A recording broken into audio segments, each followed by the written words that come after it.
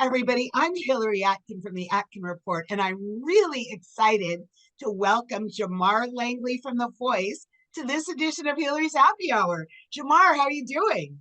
I am doing fantastic. It's great to be here with you, Hillary. I mean, it's an honor that you even chose to talk to me. So I'm happy just off that point. Oh, well, you're making my day already. Jamar, I want to start off talking about your battle round of Gravity with Mariah Kalia for Team Chance, which was so fantastic. And you Wow. broke out the electric guitar for it. Yes, I did. I brought my baby out to play. I was waiting. The moment the chairs turned around, I knew that my next song was going to be, with my guitar that was even more in my element. So I was excited just to have the chance to sing the song Gravity because I didn't know that that was going to be the song we sung. So off the bat, I was like, oh my goodness, I get to play a little John Mayer, some John Mayer licks in there, here and there. So it was amazing. And Mariah, she's my little sister. She knows that. And the whole process with her was amazing. I mean, being able to really put the song together and find our own little nuances to it and just make John Mayer proud, you know? It was Seriously, it a was amazing. really cool arrangement. And after you guys finished the performance, Kelly said you have an incredible gift. And Blake was asking how you don't have a record deal. Yes. Meanwhile, Chance said he was shaking as he had to make the decision. But what was going through your head as all this went down after your performance?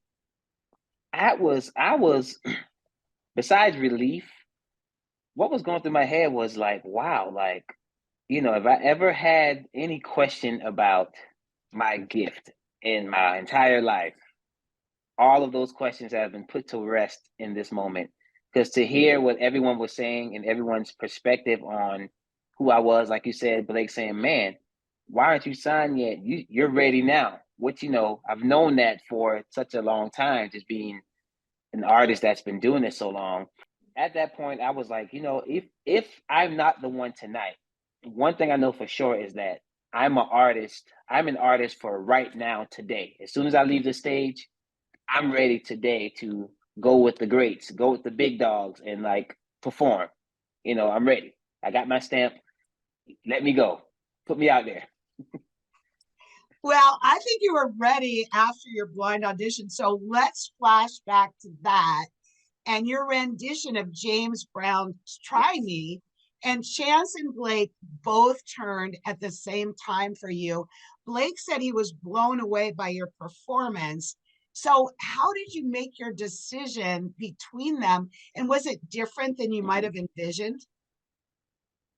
No, it was actually kind of how I envisioned, you know.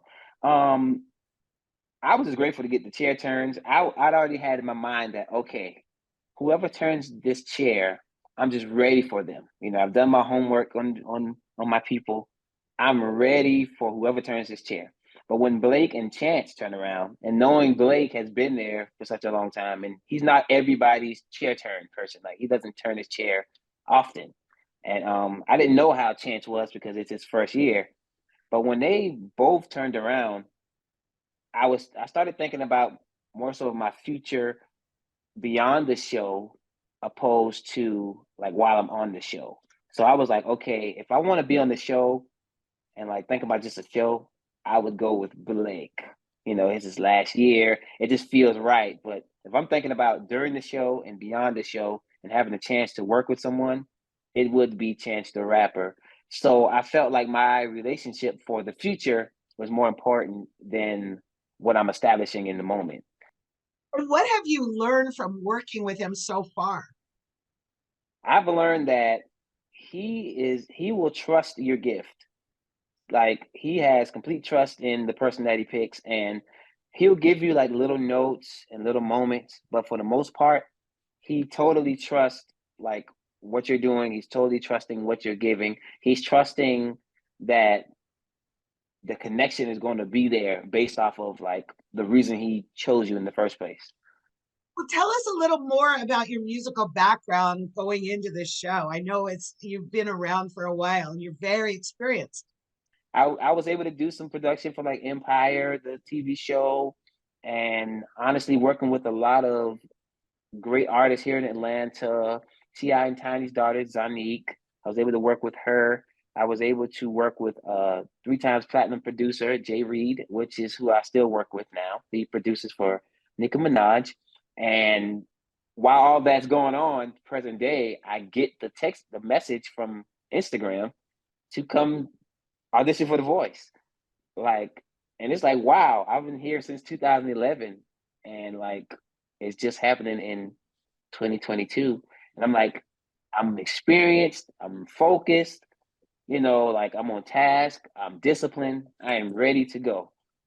So, in a nutshell, that's kind of like the musical journey. Jamar, I look forward to seeing what is next on your voice journey. And I want to thank you so much for taking time out to be with me on Yes, Hillary's Happy Hour. I And love it here.